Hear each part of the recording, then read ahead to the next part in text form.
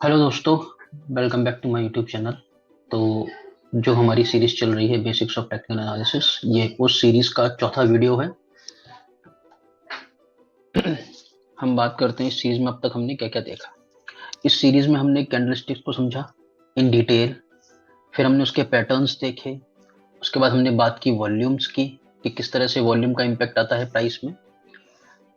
And फिर हमने समझा कि price action with candle and volume किस तरह से एक्ट करता है चार्ट पे। ठीक है, पहले हम थोड़ा रिकैप करते हैं वॉल्यूम्स एंड कैंडलस्टिक पैटर्न्स के साथ में। Like you are seeing in this chart we have talked about, like इस चार्ट में आप देखेंगे यहाँ पे वॉल्यूम्स बहुत ड्राई थे, वॉल्यूम बहुत कम थे, साइडवेज मूवमेंट था, suddenly volume came up and then price moved higher. यहाँ पे भी सेम चीज हुई, वॉल्यूम्स काफी कम थे, प्राइस साइडवेज था, suddenly volume came up and price moved higher. Okay, and हमने इस चार्ट के बारे में बात की थी कि यहाँ पे अगर आप देखोगे साइडवेज मूवमेंट था, सडनली एक ग्रीन कैंडल, हमारी जो बुलिश कैंडल है वो अपीयर होती है चार्ट पे with with the back of very high volume. And then we also got the continuation, हमें एक कंटिन्यूएशन भी मिलता है मूवमेंट के साथ में। ठीक है, and then price moved higher. और यहाँ पे एक चीज और देखने वाली है कि जब जब हमारी ग्रीन कैंडल है तब तक वॉल्यूम हाई है, एंड जब जब हमारी रेड कैंडल्स हैं तब तक वॉल्यूम लो है। ठीक है, हमने इस चार्ट के बारे में बात की थी कि ऑन बुलिश कैंडल्स हम देखते हैं कि वॉल्यूम हाई है तो प्राइस ऊपर जा रहा है। आप देखेंगे इस चार्ट में काफी बुलिश कैंडल्स आपको दिखेंगे with with the back of high volumes. Okay, and whenever the price is correcting or price is getting lower, volumes are really low. इस चार्ट पैटर्न को हमने समझने की कोशिश की थी कि यहाँ पे हमारे बेरिश पैटर्न्स थे, कंटिन्यूएशन भी था, वॉल्यूम भी हाई था, बट जब इस लो पॉइंट को तोड़ने की बात आई तो ये तोड़ नहीं पाया with with the back of high volume, जिसकी वजह से प्राइस फिर से रिवर्स हुआ और ऊपर की तरफ गया। लेकिन अगर हम जस्ट अपोजिट इस जगह पे बात करते हैं तो यहाँ इसने लो पॉइंट तोड़ा, कंफर्मेशन दिया, and then price low side पर मूव हुआ। हमने देखा कि किस तरह से हमने पैटर्न को मर्ज किया वॉल्यूम के कंसेप्ट के साथ, एंड हमने एनालाइज किया कि अगर हमारे दो कंसेप्ट मर्ज होते हैं then we are having two confirmations, right? Similar in similar kind of patterns here also. But हमने ये भी देखा कि पैटर्न्स, अगर हमने अपने दो कंसेप्ट को मर्ज किया है तो एक कंफर्मेशन, एक अच्छी कंफर्मेशन मिलती है। अदरवाइज आप ये देखेंगे यहाँ पे पैटर्न फेल भी हुआ क्योंकि कंफर्मेशन वॉल्यूम्स की थी नहीं। ठीक है, यहाँ पे भी आपने देखा कि पैटर्न फेल हुआ। अब हम बात करेंगे सपोर्ट एंड रेजिस्टेंस के बारे में। सपोर्ट एंड रेजिस्टेंस क्या होता है? सपोज ये मेरे एक स्टॉक का चार्ट है जहां पे प्राइस ने मूवमेंट दिया है। सबसे पहले प्राइस यहां से स्टार्ट होता है, काफी टाइम तक वो साइडवेज रहा, फिर वो ऊपर गया, फिर वो जिगजैग जिगजैग फॉर्मेट में ऊपर गया, एंड फिर उसने नीचे की साइड में मूवमेंट दिया। अब इस चार्ट में हम ये समझने की कोशिश करेंगे कि सपोर्ट एंड रेजिस्टेंस क्या है। सबसे पहले सपोर्ट एक वो एरिया है जहां से प्राइस बार बार ऊपर जाने की कोशिश करता है, विच मीन्स उस पर्टिकुलर लेवल पे बायर्स मौजूद हैं जो कि प्राइस को ऊपर लेके जाते हैं। वहीं हम रेजिस्टेंस की बात करें तो रेजिस्टेंस वो रीजन है जहां पे सप्लायर्स मौजूद हैं, जहां पे स्टॉक को बेचने वाले मौजूद हैं, वहां पे सेलर्स मौजूद हैं, जिसकी वजह से वो प्राइस को नीचे की तरफ मूव कर रहे हैं। ठीक है, अगर हम बात करें कि सिग्निफिकेंस क्या है, हम कर क्या सकते हैं ये चीज जान के। ठीक है, सपोर्ट पे हम चाहें तो हम लॉन्ग जो ट्रेड्स हैं वो इनिशिएट कर सकते हैं। हमारी अगर कोई शॉर्ट पोजीशन हमने यहाँ बनाई थी उसको हम कवर अप कर सकते हैं, राइट? और हम स्टॉप लॉस की तरह भी इसको यूज कर सकते हैं कि सपोज मैंने एक कंफर्मेशन के बाद यहाँ पर कहीं ट्रेड लिया तो मेरा स्टॉप लॉस ये होगा, and then I can take a long trade till here. Okay, लेकिन जब ये रेजिस्टेंस ब्रेक होता है मेरा, जैसे फॉर एग्जांपल मेरा रेजिस्टेंस यहाँ पे मूव हुआ, तो ये रेजिस्टेंस सपोर्ट की तरह एक्ट करता है। क्यों? क्योंकि इस एरिया पे पहले काफी सारे सेलर्स थे जिनको बायर्स ने सरपास किया है, विच मीन्स अगर ये वापस इस एरिया पे आएगा फिर से बायर्स एक्टिव होंगे और फिर से स्टॉक को ऊपर लेके जाएंगे। तो जब जब मेरा रेजिस्टेंस ब्रेक होगा, ठीक है, वो सपोर्ट की तरह एक्ट करेगा, लेकिन उसके लिए कंफर्मेशन चाहिए। जनरली क्या होता है, मैंने बहुत बार ऐसा देखा है कि ब्रेकआउट पे लोगों ने ट्रेड ले लिया लेकिन वो कंटिन्यूशन नहीं हुआ, वो सस्टेन नहीं कर पाया।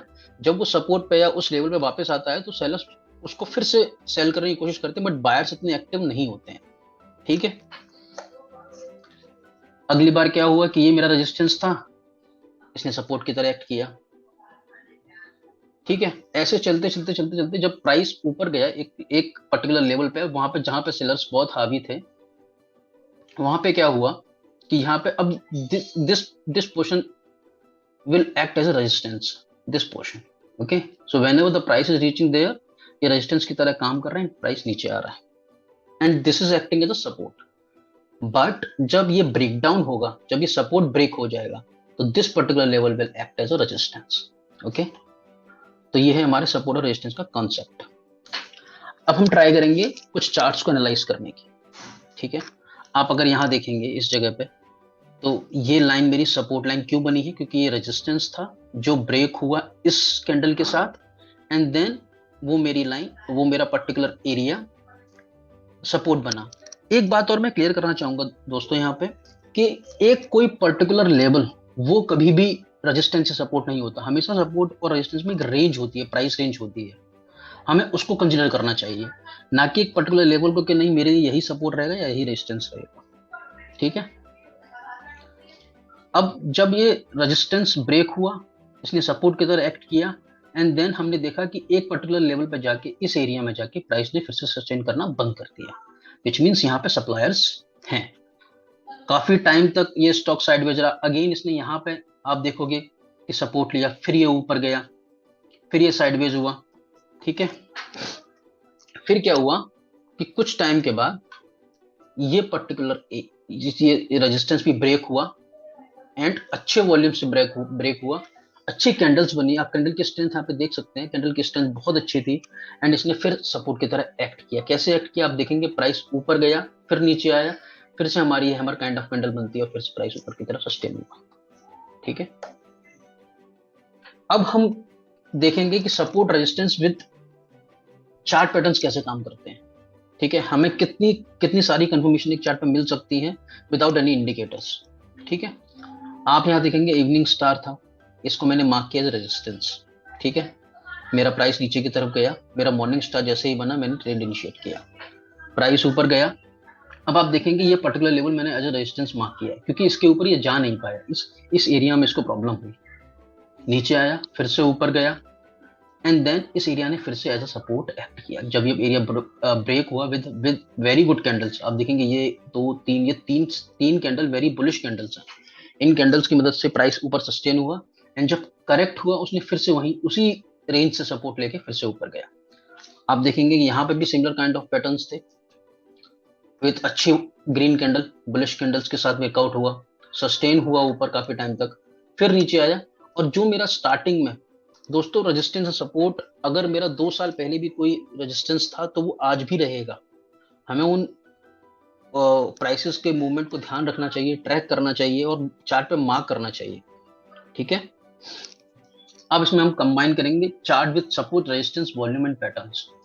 अगर हमारे पास ये 4 कंफर्मेशन आती है तो देखते हैं कि ट्रेड कैसे काम करता है। ठीक है, इस चार्ट पे आप देखेंगे कि ये पर्टिकुलर रेंज जो है, ये रेंज सपोर्ट की तरह एक्ट कर रही है, कि प्राइस मेरे पास 1 बार 2 बार 3 बार 4 बार 5 बार प्राइस यहाँ पे आया और वापस से ऊपर की तरफ मूव किया। ठीक है, एंड ये area as a resistance act कर रहा है, 1 2 3 4 बार प्राइस यहाँ पर सस्टेन नहीं कर पाया। ठीक है, अब आप देखेंगे कि यहाँ पे एक पैटर्न बना है मॉर्निंग स्टार, जो हमने डिस्कस किया अपने प्रीवियस वीडियोस में। ठीक है, और वो भी काफी बुलिश कैंडल के साथ। एक आप देखोगे ये कैंडल काफी बुलिश है, एंड वॉल्यूम भी अगर हम देखेंगे तो उस कैंडल का काफी हाई है। तो क्या हम यहाँ पर ट्रेड इनिशिएट कर सकते हैं? यस, जब ये रेंज ब्रेक होती है हम तभी ट्रेड इनिशिएट कर सकते हैं इस स्टॉप लॉस के साथ, और मेरा टारगेट होगा ये रेजिस्टेंस। ठीक है, अगला चार्ट देखने की कोशिश करते हैं। ये एरिया रेजिस्टेंस था, 1 2 बार इस एरिया ने यहाँ से इस प्राइस ने यहाँ से रेजिस्टेंस लिया एंड वापस से नीचे की तरफ मूव किया। एंड जब हमने देखा कि with the back of high volume, अगर सपोज आप इस कैंडल पे एंट्री नहीं ले पाते, कैंडल बहुत बड़ी है, आपका सपोर्ट रेजिस्टेंस अगर हम देखें तो एक स्टॉप लॉस बहुत बहुत ज्यादा बड़ा आता है, आप वेट करिए, प्राइस वापस आपको मौका देगा, जैसे प्राइस ने यहाँ आपको मौका दिया। पियर्सिंग पैटर्न हमने डिस्कस किया था, सबसे पहला पैटर्न। आप देखेंगे जब ये कैंडल्स रेड कैंडल्स बनी है, वॉल्यूम्स उतने अच्छे नहीं है, लेकिन जब फिर से ग्रीन कैंडल बनी, वॉल्यूम अच्छे आए। Same goes with this chart. अगर हम इस चार्ट की बात करें, यहाँ पे भी ये इस एरिया को हमने एज अ रेजिस्टेंस मार्क किया हुआ है, क्योंकि यहाँ से प्राइस ने काफी बड़ा मूवमेंट दिखाया था नीचे की तरफ, ठीक है। एंड अगेन प्राइस ने ऊपर मूव किया। जब ये रेजिस्टेंस ब्रेक हुआ, इसने 3 बार एज अ सपोर्ट एक्ट किया। एंड आप पैटर्न पहचानने की कोशिश करिए इसमें। अगर आप पैटर्न भी देखेंगे तो यहाँ पे ये बुलिश एंगल्फिंग है, यहाँ पे भी आपका एक तरह का हैमर बना हुआ है, एंड वॉल्यूम्स भी अच्छे हैं, ठीक है। तो दोस्तों, जब हम मल्टीपल कंसेप्ट को मर्ज करते हैं तो हमें एक अच्छी ट्रेड अच्छे कंक्लूजन के साथ मिलती है, ठीक है। इस चार्ट को भी एनालाइज करने की कोशिश करते हैं। ये एक रीसेंट ट्रेड है, जो सबसे पहला वीडियो मेरे चैनल पे था। ये एस्टर डीएम का चार्ट है, ठीक है।